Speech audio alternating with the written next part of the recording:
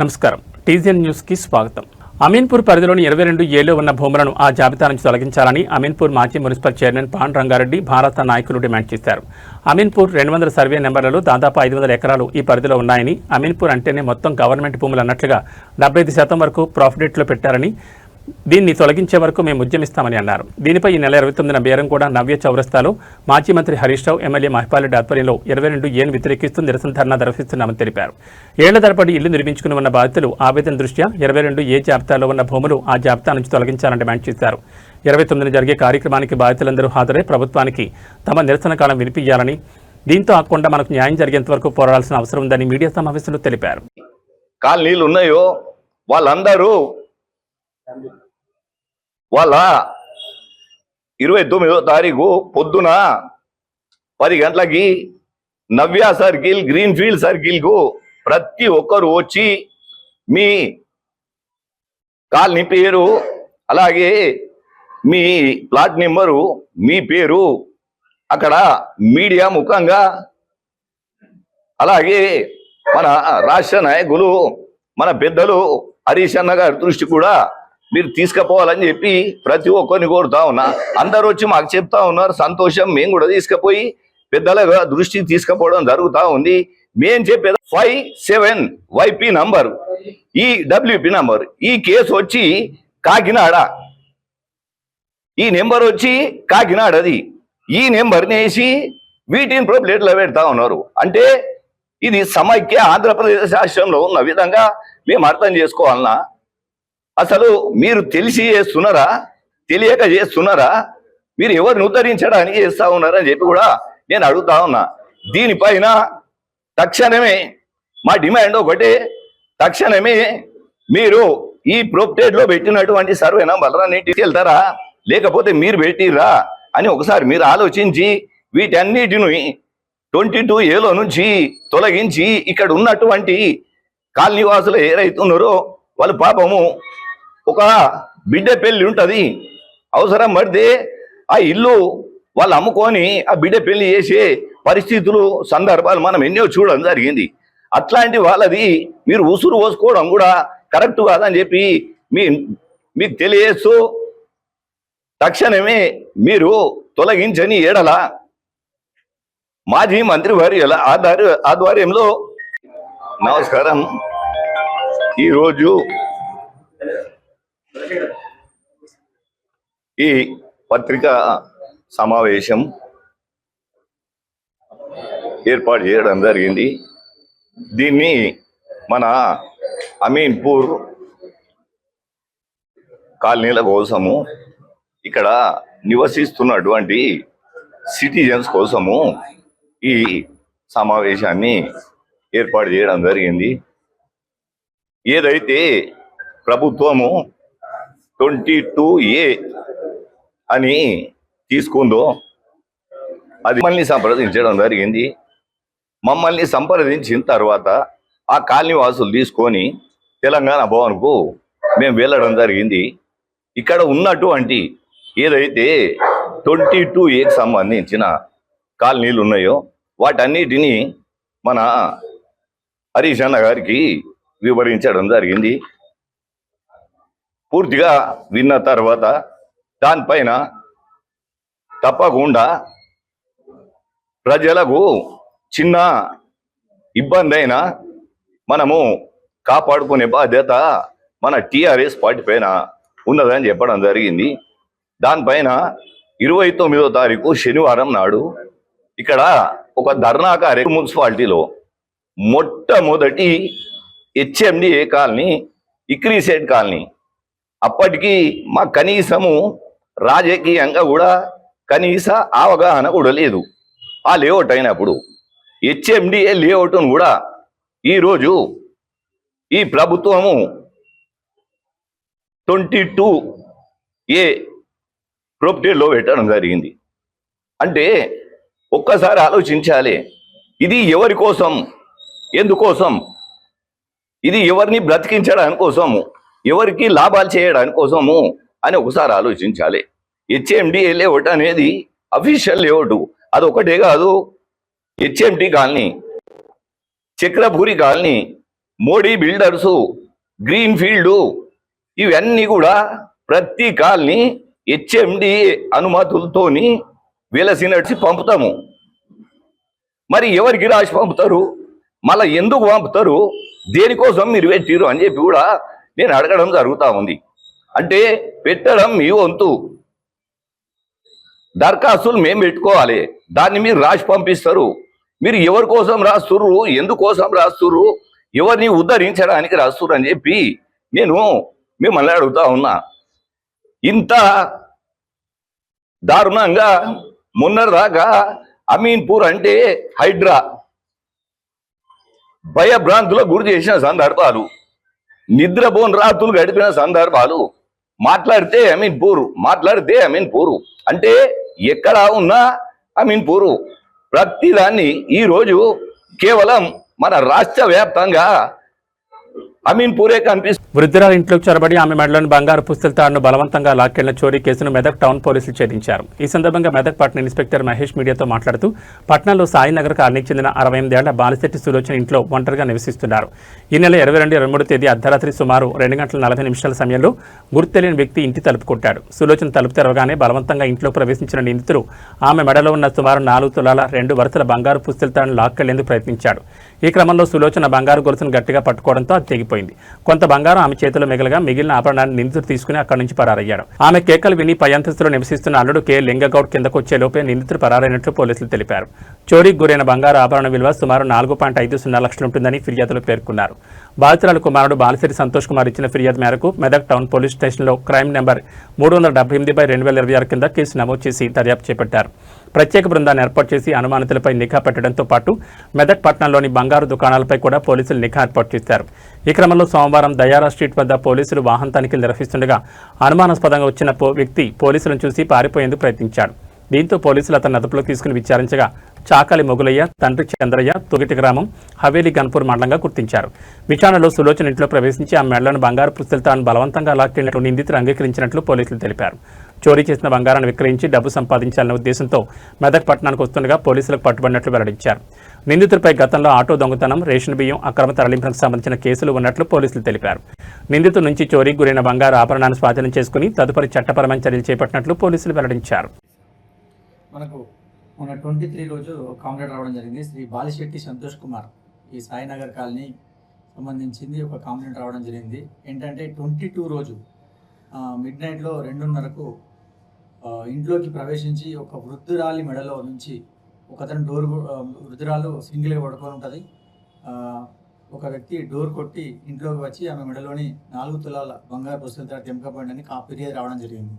ఫిర్యాదు వచ్చిన తర్వాత మేము జిల్లా ఎస్పీ గారి సూచన మేరకు డిఎస్పీ సార్ ఆధ్వర్యంలో మా క్రైమ్ టీము నర్సింహులు మల్లేష్ ఆధ్వర్యంలో ఒక ప్రత్యేక టీం ఏర్పాటు చేసి అంతకుముందు వాళ్ళ ఇంట్లో పనిచేసిన సర్వెంట్ లిస్టు తీసుకొని చాకచక్యంగా 24 గంటల్లోనే ఈ కేసును ఛేదించడం జరిగింది. ఈ కేసు యొక్క పూర్వపరాలు, ఈ అక్యూజ్డ్ వచ్చేసి చాకలి మొగులయ్య. వీళ్ళ అమ్మ వాళ్ళ ఇంట్లో కొన్ని సంవత్సరాలు, అంటే దాదాపు ఒక 10-15 సంవత్సరాలు సర్వెంట్గా పనిచేయడం జరిగింది వాళ్ళ ఇంట్లో. ఇతను కూడా వాళ్ళకు చేదోడు వాదోడిగా ఉండేవాడు వాళ్ళ ఇంట్లో. ఇదే అదనుగా తీసుకొని ఒంటరిగా ఉన్న మహిళ కింద పడుకొని ఉంటుందని చెప్పి గ్రహించి అర్ధరాత్రి ఒకడే అతని ఇంట్లోకి ఆమె ఇంటికి వచ్చి డోర్ కొట్టి నేను ఇట్లా తీయమ్మ నేను వచ్చినా అని చెప్తే ఆమె డోర్ తీస్తుంది. డోర్ తీయగానే లోపలికి వెళ్ళి ఆమె మెడలో ఉన్న పుస్తెలతాడుని తీసుకొని వెళ్ళిపోయే క్రమంలో ఆమె గట్టిగా పుస్తెలతాడు పట్టుకుంటుంది. 25% ఒక ½ తులా వరకు ఆమె చేతిలోనే ఉంటుంది. మిగిలిన 3.5 తులాలు అతను తెంపుకొని పారిపోవడం జరుగుతుంది. మేమంతా మా టీం చాకచక్యంగా ఆ సర్వెంట్ లిస్టు, వాళ్ళ ఇంట్లో దాదాపు 5-6 సర్వెంట్లు పనిచేస్తారు. ఆ లిస్టు తీసుకొని ఇంటరాగేషన్ చేయగా ఇతను మనం సస్పెక్ట్గా గుర్తించడం జరిగింది. ఈ సస్పెక్ట్కు ఇతను వెహికల్ చెకింగ్ చేస్తుంటే ఈ దయారా దగ్గర మనం ఇతను పట్టుకోవడం జరిగింది. పట్టుకుంటే అతని జేబులోనే మనము ఈ యొక్క 3.5 తులాల బంగారం రికవర్ అవ్వడం జరిగింది. అతను ఈరోజు టౌన్కి వచ్చి అమ్ముకోవడానికి వస్తాడు. మా వాళ్ళు పట్టుకొని మనం దాన్ని రికవర్ చేయడం జరిగింది. కాబట్టి ఈ సందర్భంగా మా టీంను నేను అభినందిస్తున్నాను. మా క్రైమ్ టీం మల్లేష్ మరియు నర్సింహ్ను ఈ సందర్భంగా అభినందిస్తున్నాను. ఇతనిపై నర్సాపూర్ పట్టణంలో మిలాదున్ నబీ వేడుకలను ముస్లిం సోదరులు ఘనంగా నిర్వహించారు. ఈ సందర్భంగా మసీదుల్లో ప్రత్యేక ప్రార్థనలు నిర్వహించి ప్రవక్త మహమ్మద్ జన్మదినాన్ని పురస్కరించుకుని భక్తి శ్రద్ధలతో వేడుకలు జరుపుకున్నారు. అనంతరం పట్టణంలో శాంతి సోదరభావాన్ని చాటుతూ ర్యాలీ నిర్వహించారు. పెద్ద సంఖ్యలో ముస్లిం సోదరులు పాల్గొని వేడుకలను విజయవంతం చేశారు.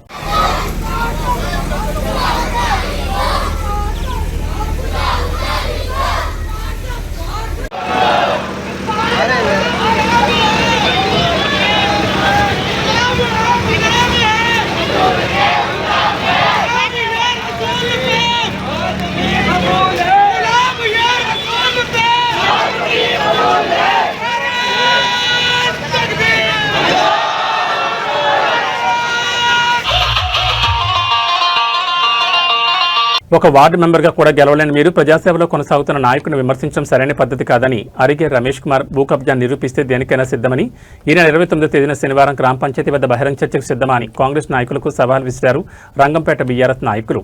డీసీఎంఎస్ వైస్ చైర్మన్ అరిగే రమేష్ కుమార్పై మండల కాంగ్రెస్ నాయకులు చేసిన వ్యాఖ్యలపై స్పందించిన రంగంపేట బీఆర్ఎస్ నాయకులు కార్యకర్తలు రంగంపేట గ్రామంలో మీడియా సమావేశం నిర్వహించారు. ఈ సందర్భంగా మాజీ సర్పంచ్ అరిగే విజయ్ కుమార్ మాట్లాడుతూ కొమ్మల రవీంద్ర గౌడ్ అనే అతను గ్రామానికి మంజూరైన బీసీ బంద్ లబ్ధిదారులతో కమిషన్ తీసుకున్నది నీవు కావా? సబ్సిడీపై ట్రాక్టర్ వేరే వారికి మంజూరైతే ఆ ట్రాక్టర్ నీ పేరుపై తీసుకుంది నీవే కదా? పేకాట్లో ఎంతమంది చనిపోయారని నిరూపించారని అన్నారు. నాయకులు గామని గంగారాములు మాట్లాడుతూ గతంలో మాజీ సర్పంచ్ బండి సుజాత భర్త రమేష్ గుడి నిర్మాణానికి 2 లక్షల రూపాయల చెక్కు విరాళంగా గ్రామ పెద్దల సమక్షంలో ఇచ్చారని, ఆ చెక్కు ఏమైందని ప్రశ్నించారు. రంగనాయక స్వామి గుడిని పునరుద్ధరణ పేరుతో శిథిలావస్థకు చేసింది మీరు కదా? గ్రామంలో ఏర్పాటు చేసిన వెంచర్లలో కమిషన్ తీసుకున్నది మీరు కదా? అరిగే రమేష్ కుమార్ గురించి మీ గురించి ఎవరు ఇలాంటి వారు అనేది గ్రామ ప్రజలందరికీ తెలుసన్నారు. తుక్కాపూర్ వార్డు సభ్యులు ఎలుక గంగయ్య మాట్లాడుతూ పైతరి శ్రీనివాసరెడ్డి మీరు గతంలో ఏ పార్టీలో ఉండి ఏ పార్టీలోకి వెళ్లారు, ఎవరు ఎలాంటి వారు అనేది ప్రజలందరికీ తెలుసని అన్నారు. ఒక వార్డు మెంబర్గా కూడా గెలవని మీరు అరిగే రమేష్ కుమార్ని విమర్శించడం సిగ్గుచేటన్నారు. ఉప సర్పంచ్ చిటుకుల సురేష్ మాట్లాడుతూ 2004 సర్వే నెంబర్లో అరిగే రమేష్ కుమార్ భూ కబ్జా నిరూపిస్తే దేనికైనా సిద్ధమని ఈ నెల 29వ తేదీ శనివారం రంగంపేట గ్రామ పంచాయతీ వద్ద బహిరంగ చర్చకు సిద్ధమా రండి అని సవాల్ విసిరారు. ఈ కార్యక్రమంలో గ్రామ బీఆర్ఎస్ పార్టీ అధ్యక్షుడు ఉసికే రాజు, యూత్ అధ్యక్షుడు ఉసికే సుధాకర్, వార్డు సభ్యులు నరసింహులు, మల్లేశం, సత్యగౌడ్, రాజు, బాలరాజు, మల్లేశం, బీరప్ప, ప్రసాద్, మహేష్, కిష్టయ్య తదితరులు పాల్గొన్నారు. ఇంటిని ముట్టడిస్తా అని చెప్పారు రమేష్ సార్. ఇంటి ముట్టడిచ్చుడు కాదు, ఆయన కాలి గోటు కూడా ముట్టి చూడు. నువ్వు రంగంపేటకి ఇట్లా పోతావో చూస్తావు. రంగంపేట దాటి నువ్వు పోయే హక్కు ఎట్లా పోతామో చూస్తాము. దీనే నా హెచ్చరిక. ముందు రవీందర్ గౌడ్ మా శివరాం కాకని మోసం ఇల్లు విషయంలో ఇబ్బంది పెట్టింది గత ఊర్లకు ప్రజలకు తెలియదా? అది మోసం కాదా? మేము నిరూపిస్తాం. ఆధారం ఎవడో కాదు, నేను దానికి అది మా దగ్గర ఉంది. నువ్వు ఎందుకు ఇట్లా ఆయన మీద ఆరోపణలు చేస్తున్నావు? నీకేం అవసరం ఉంది? ఏమైనా అవసరం ఉంటే మేము రచ్చబండ అక్కడికి వస్తాం, అక్కడ నిరూపణకు ఉంటాం, మీరు కూడా నిరూపించండి. దానికి మేము సవాల్ చేస్తున్నాం. అంజనేయులు గౌడ్ అని చెప్పి ఒక బ్రోకర్ అని చెప్పి అన్న విషయానికి మీరు అవి వ్యక్తిగత విషయాలవి. ఆయన కబ్జా కోర అని సార్ అది వ్యక్తిగత రాజకీయం గురించి వాళ్ళిద్దరు మాట్లాడుకుంది వేసి పెట్టి ఇప్పుడు ఈ స్థాయిని విమర్శించడం మీకు ఎంత అది సమంజసం? ఎక్కడున్న వాళ్ళు మీరు ఎక్కడుండి మాట్లాడుతున్నారు? ఒక్కసారి మీ గుండె మీద చేతేసుకొని చెప్పండి. ఆ వ్యక్తిగత రాజకీయాలు వాళ్ళిద్దరు ఏమని ఉంటే వాళ్ళు మాట్లాడుకుంటారు. వాళ్ళు మాట్లాడకూడదు. దాని గురించి మీరు సంభాషణ చేయాల్సిన అవసరం ఏమొచ్చింది మీకు?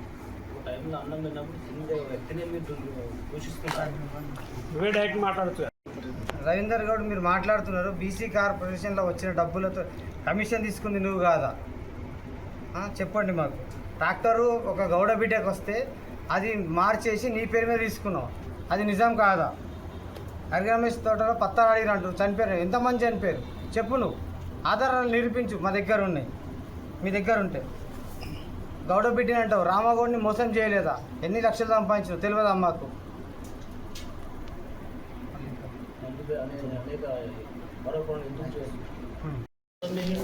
పైతరా శ్రీనివాసరెడ్డి, నీ స్థాయి అడిగే రమేష్ మీద మాట్లాడే స్థాయి కాదు నీది. అడిగే రమేష్ను నువ్వు ఎంటబడి నన్ను పార్టీలోకి తీసుకోవాలని నువ్వు బతిమలాడలే. ఇలా అంజగోని కొరకు నువ్వు ఒక గ్రామం పక్క విలేజ్లలో మనం అయినా నువ్వు దగ్గర చూడకుండా నువ్వు ఏదో పార్టీ నీ పార్టీ అంటూ నువ్వు ఫస్ట్ నువ్వు టీఆర్ఎస్లో లేవా? ఈరోజు అంటున్నావు నేను కాంగ్రెస్ పార్టీ అని. కాంగ్రెస్ పార్టీలో నువ్వు ఫస్ట్ నీకు సభ్యత్వం ఎన్నుందో ఒకసారి నువ్వు నాకు చూపెట్టు, నేనని నీకు చూపిస్తా. శ్రీనివాసరెడ్డి గారు, నువ్వు మంది మీద ఆరోపణలు చేసేటప్పుడు నువ్వు ఏ స్థాయి నుంచి ఏ స్థాయికి పోయినావు అనేది నువ్వు ముందు గుర్తుంచుకొని అది పెద్దలతో ఎట్లా మాట్లాడాలి, ఏ విధంగా మాట్లాడాలని ఫస్ట్ నేర్చుకో. నువ్వు ఎవరు మాట్లాడుతున్నారు, పక్క విలేజ్ వాళ్ళు మాట్లాడి పక్క మండల వాళ్ళు మాట్లాడిరని నేను కూడా మాట్లాడతాను కాదు. ఆ విలేజ్ నుంచి మనం 24 గంటలు తిరుగుతున్నాం, అన్నదమ్ములలాగా ఉంటాం. ఆ విలేజ్ మీద పెద్ద మనిషి మీద ఒక 30 ఏళ్ళ రాజకీయ నాయకుని మీద నువ్వు ఒకసారి వాడి నెంబర్ కూడా గెలవని వ్యక్తివి నువ్వు అలా అడియ రమేష్ మీద మాట్లాడేంత స్థాయి కాదు అనేది. అడియ రమేష్ని హెచ్చరించేంత స్థాయి కాదు. లేదు నీకు నాకే సవాల్ చేస్తున్నా శ్రీనివాస్ రెడ్డి. అన్యాయాలు చాలా ఉన్నాయి. మీరు బుగ్గలు పెడతామని పని మనిషిని పెట్టుకొని మీరు గ్రామ పంచాయతీలో 6,000 తీసుకుంటూ పని చేసేవానికి 3,000 ఇచ్చుకుంటూ లాస్ట్ 3 నెలలు మొత్తం ఇవ్వకుండా చేసిన అన్యాయం కదా. పని వాళ్ళ సొమ్ము తిన్నట్టు కదా. మీరు ఎక్కడ మాట్లాడుతున్నారు, ఎవరి గురించి మాట్లాడుతున్నారు? మీరు కమాన్కి ఇచ్చిన 2 లక్షల చెక్కు ఏం చేసారు? మీరు ఎందుకు ఇచ్చారు? దేవుని గుడికి ఇచ్చారు. అది ఆ డబ్బులు కూడా నువ్వు దీన్ని వాడకం చేసుకున్నది కదా. వెంచర్ల కమిషన్లు ఏమైనాయి? 10 గుంట భూమి ఇవ్వలే గ్రామ పంచాయతీకి. ఏమైనాయి ఇన్ని వెంచర్లలో? నువ్వు చేసిన అన్యాయాలు ఎన్ని ఉన్నాయి? దేవుని గుడి గులదెంగి అలా వచ్చింది ఏమో తీసుకొని దాన్ని విచ్చలవిడిగా విడిచిపెట్టావు. వాళ్ళ కుటుంబీకులు గోషవాడి బాధపడి చనిపోయారు కరోనా టైంలో, బాధలకు గురై. నువ్వు చేసింది మోసాలు కావా ఇవి? మీరు మా సార్ను పట్టుకొని ఎంత పడితే మాట్లాడుతున్నారు. అవును, ఆయన బ్రోకర్ అంతందుకు, కబ్జాదారు అంతందుకు అంత అదే ఆగకు. ఏం కబ్జా చేసి మా సార్ నిరూపిస్తావాను? తీసుకొని రా, గ్రామ పంచాయతీ శనివారం నాడు తీసుకొని రా. ఏమున్నాయో మీ దగ్గర ఆధారం ఉంటుంది. మేము తల వంచుతాం. మేము ప్రజలకు అన్యాయం చేసామద్దా? మీరు ఎంతమందికి లోపల ఆడపిల్లలు కూడా వేధించడం మాకు తెలుసుదా? మెదక్ పట్టణంలోని టీఎన్జీఓ భవనంలో వనదుర్గ భవానీ ప్రెస్ క్లబ్ నూతన కమిటీని అధికారికంగా ఏర్పాటు చేశారు. ఈ సందర్భంగా జరిగిన సమావేశంలో మేకల్ రాజ్ కుమార్ ను వనదుర్గ భవానీ ప్రెస్ క్లబ్ అధ్యక్షుడిగా ఏకగ్రీవంగా ఎన్నుకున్నారు. ఈ సందర్భంగా నూతన అధ్యక్షులు మేకల్ రాజ్ కుమార్ మాట్లాడుతూ ప్రెస్ క్లబ్ కమిటీ తనను ఏకగ్రీవంగా అధ్యక్షుడిగా ఎన్నుకోవడం పట్ల సంతోషం వ్యక్తం చేశారు. తనపై నమ్మకంతో బాధ్యతను అప్పగించినందుకు ప్రతి ఒక్కరికి కృతజ్ఞతలు తెలిపారు. పత్రికా మిత్రులు, మీడియా మిత్రుల సంక్షేమం కోసం చిత్తశుద్ధితో పనిచేస్తానని, జర్నలిస్టుల సమస్యల పరిష్కారానికి తన వంతు కృషి చేస్తానని తెలిపారు. సమాజంలో జర్నలిజం పట్ల ఉన్న గౌరవాన్ని మరింత పెంపొందించే విధంగా ప్రజా సమస్యలను వెలుగులోకి తీసుకొచ్చే బాధ్యతాయుతమైన పాత్రికా వృత్తికి కట్టుబడి పనిచేస్తానని పేర్కొన్నారు. తనను అధ్యక్షుడిగా ఎన్నుకున్న నూతన కమిటీ సభ్యులతో పాటు పత్రికా, మీడియా మిత్రులందరికీ మరోసారి హృదయపూర్వక ధన్యవాదాలు తెలిపారు. నూతన కమిటీ సభ్యులు అధ్యక్షులు మేకల్ రాజ్ కుమార్, గౌరవ అధ్యక్షులు పద్మ భిక్షపతి, ఉపాధ్యక్షులు జి సాయిగౌడ్, ప్రధాన కార్యదర్శి రాము, సహాయ కార్యదర్శులు నరేష్ యాదవ్, కోశాధికారి మహేష్, ముఖ్య సలహాదారులు, కార్యవర్గ సభ్యులు సాయిగౌడ్, సందీప్ గౌడ్, భిక్షపతి, చింతల సిద్ధు, ఎల్లం సురేష్, పి శ్రీకాంత్, శ్రీనివాస్ గౌడ్, విలేకరులు పాల్గొన్నారు.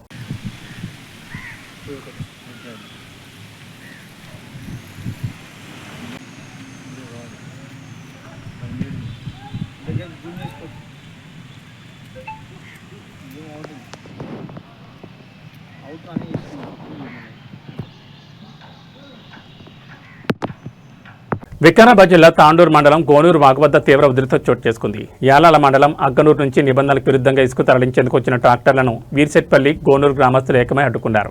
అనుమతుల పేరుతో అక్రమంగా ఇసుకను తోడేస్తున్నారంటూ స్థానికులు తీవ్ర ఆగ్రహం వ్యక్తం చేశారు. గోనూరు వాగు నుంచి పెద్ద ఎత్తున ఇసుకను తరలించేందుకు ట్రాక్టర్లు రావడంతో గమనించిన ఇరు గ్రామాల ప్రజలు వెంటనే అక్కడికి చేరుకుని నిరసన తెలిపారు. ఈ క్రమంలో ఇసుక తరలిస్తున్న వారికి గ్రామస్తులకు మధ్య తీవ్ర స్థాయిలో వాగ్వాదం నడిచింది. ఆగ్రహానికి గురైన స్థానికులు ట్రాక్టర్లలో అప్పటికే నింపిన ఇసుకను అక్కడికక్కడే అన్లోడ్ చేయించి వాహనాలను వెనక్కి పంపించారు. అనుమతుల పేరుతో వాగుల ఉనికిని దెబ్బతీస్తూ అక్రమంగా ఇసుక రవాణా చేస్తున్నారని, దీనివల్ల భూగర్భ జలాలు అట్టడుకు పడిపోతున్నాయని గ్రామస్తులు ఆవేదన వ్యక్తం చేశారు. ఇకనైనా సంబంధిత రెవెన్యూ, మైనింగ్ మరియు పోలీసు అధికారులు తక్షణమే స్పందించి అక్రమ ఇసుక దందాను శాశ్వతంగా అరికట్టాలని డిమాండ్ చేస్తున్నారు. అందరు ఎవరినొద్దాలి, అందరు పేపర్ అతను ఎవడు పేపర్లేని ఉన్నాడు, ప్రతి ఒక్కడు అడుగుతున్నాడు. మొన్న నడిపించి మా వద్ద తప్ప మళ్ళీ వాళ్ళిద్దరు వచ్చినా మా వద్ద అంటున్నారు. మీ మనసులే అడుగుతున్నారు, మీ ఇంటర్నెట్ వాళ్ళే అడుగుతున్నారు. ఎవరినో దాని చెప్పు. ఇప్పుడు నేను ఏమంటున్నా, ఇక్కడ ఒక మాట, ఇప్పుడు నీ ఎంతున్నోళ్ళే మేము కూడా ఒక్కొక్కటి నింపుకోపోతాం అప్ప అని అడుగుతారు. ఎవరినో దాని చెప్పు.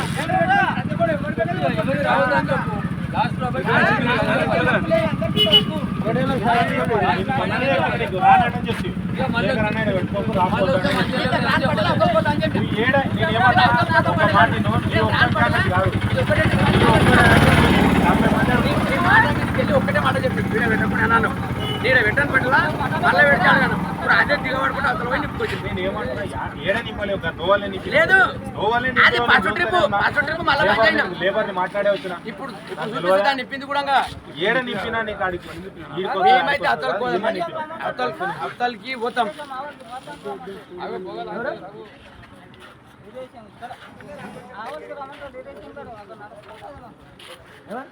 మీరు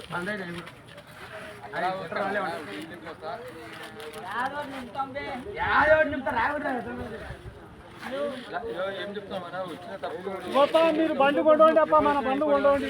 వాళ్ళు మాట మీరు మాట అనుకున్నారు. ఎందుకంటే ఒక్కొక్కటి నింపుతారంట చూడప్ప, ఒక్కొక్కటి నింపుతారంట. వద్దు అవి కాదు. ఇప్పుడు ఈ అప్ప ఒకటి అంటాడు, ఇంకో అప్ప వచ్చి అది ఇంకోటి వచ్చి ఎవరిది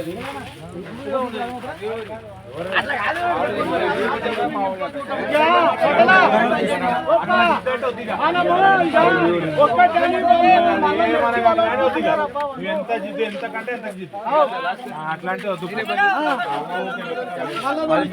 నేనేమంటున్నా, అందరు ముందరే మొన్న కూడా ఒక్కొక్కటి అని అట్లా వేసింది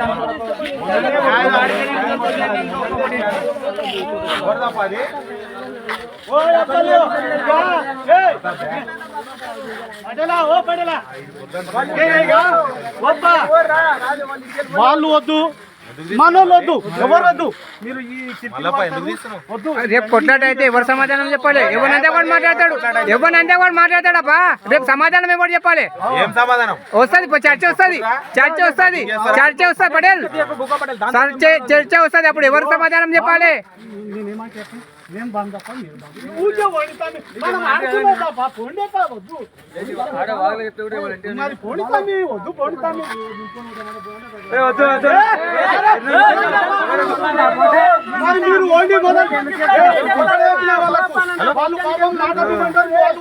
జూబ్లీహిల్స్ కోఆపరేటివ్ సొసైటీని దేశంలోనే ఉత్తమ సొసైటీగా తీర్చిదిద్దే అవకాశం ఇవ్వాలని సొసైటీ ఎన్నికల్లో Senayya growth and governance panel పేరుతో బరిలో సేనయ్య సభ్యులకు విజ్ఞప్తి చేశారు. సోమాజిగూడ ప్రెస్ క్లబ్లో ఏర్పాటు చేసిన విలేకరుల సమావేశంలో పద్మారెడ్డితో కలిసి మాట్లాడారు. ఎంతో ఘనమైన చరిత్ర ఉన్న సొసైటీలో రాజకీయాలు పెరిగిపోవడంతో కనీస సౌకర్యాలు కల్పించుకోలేని దుస్థితి ఏర్పడిందని అన్నారు. సభ్యుల్లో కొందరు ఇతర సభ్యులను కనీసం మనుషులా చూసే పరిస్థితి లేకపోవడం మరింత ఆవేదన కలిగించే అంశమన్నారు. ఎన్నో ఒడిదుడుకుల అనంతరం ఈ నెల 30న భారతీయ విద్యాభవన్లో ఎన్నికలు నిర్వహించబోతున్నట్టు తెలిపారు. సాంప్రదాయ ప్యానెళ్లకు అతీతంగా తాము 15 మందితో ఎన్నికల బరిలో దిగుతున్నట్టు చెప్పారు. అన్ని వర్గాలకు చెందిన వారికి ప్యానెల్లో అవకాశం కల్పించినట్లు చెప్పారు. ఎంతో చరిత్ర ఉన్న జూబ్లీహిల్స్ కోఆపరేటివ్ హౌసింగ్ బిల్డింగ్ సొసైటీని అన్ని రకాలుగా అభివృద్ధి చేయడమే లక్ష్యంగా బరిలో దిగుతున్న తమను ఆశీర్వదించాలని సభ్యులకు విజ్ఞప్తి చేశారు.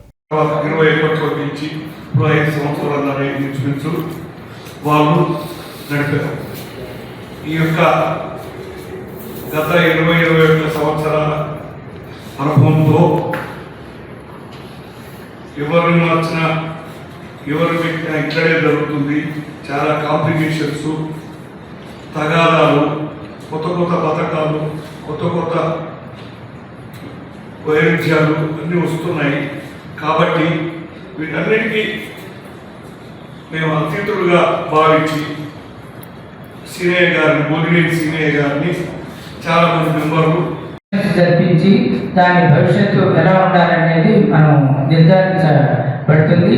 ప్రతి ఒక్కరూ కూడా మనం ఏంటంటే దీన్ని నాకు ఇక్కడ వచ్చి చేస్తే నేను ఇప్పుడు క్లబ్స్లో చూస్తే హైదరాబాద్లో తెలంగాణ కాంట్రాక్టర్స్ కల్చరల్ క్లబ్ అని ఒకటి మేము కొండాపూర్లో ఎస్టాబ్లిష్ చేసాము. People talk about that club అంటే ఎంతో బ్రహ్మాండంగా తీర్చిదిద్దాము. ఆ ఉద్దేశంతోనే ప్రజల మీద నా మీద నమ్మకం ఉంది. అంటే నేను ఎక్కడ కూడా ఈరోజు ఆల్ ఇండియా లెవెల్లో డాక్టర్స్ ఉన్నారు, ప్రతి ఒక్కరూ ఇందులో ఉన్నారు. ప్రతి ఒక్కరిని కూడా నేను మెప్పించగలిగే కెపాసిటీ ఉందని నేను ఏ విషయం కూడా ఏ అప్రోచ్ తీసుకోవాలన్నా 10 మందిని అప్రోచ్ అయ్యి మెంబర్స్ అందరిని కూడా కూర్చొని పెట్టి ఎలాంటి తగాదాలు లేకుండా ఒక విషయాన్ని మనం నిర్ణయం తీసుకునే ముందు ప్రతి ఒక్కరి అప్రూవల్ లేకుండా ఏ అప్రూవల్ కూడా మనం దాన్ని ఇంప్లిమెంట్ చేయమని నేను అందరికీ ప్రామిస్ చేస్తూ, అలా కంపెనీ సీనియర్ కంపెనీ అంటే పేరు పొందేట్టుగా వర్క్ చేసిన కంపెనీ మాది. దానికి నేను ఎండీగా ఉన్నాను. ఇప్పుడు ఈ సొసైటీ ఇలాంటి సొసైటీని దీన్ని బాగుపరచాలనే ఉద్దేశంతో ఇలాంటి సొసైటీకి 7.5 ఎకరాల నడిబొడ్డున ఉంది ఈ జూబ్లీహిల్స్ క్లబ్. దాన్ని ఎంతో వృద్ధిలో తీసుకొచ్చి ప్రతి ఒక్కరికి క్లబ్ అనేది ఉండేది ఎందుకు ప్రతి ఒక్కరికి అందరూ. Seenayya, Jubilee Hills cooperative house building society limited elections రేపు 30వ తేదీ ఆదివారం 8 గంటల నుంచి 3 గంటల వరకు జరగబోతుంది. మా అందరూ మా Seenayya growth and governance panel ఈ ప్యానెల్లో 15 మంది ఉన్నారు. వీళ్ళందరూ అంటే 12 మంది OC cadre, 2 womens cadre, 1 SC cadre. వీళ్ళందరూ 3 సపరేట్ బ్యాలెట్ పేపర్లు ఇవ్వటం జరుగుతుంది. వీళ్ళందరూ నేను ఇవి టీజన్ న్యూస్ విశేషాలు. నమస్కారం.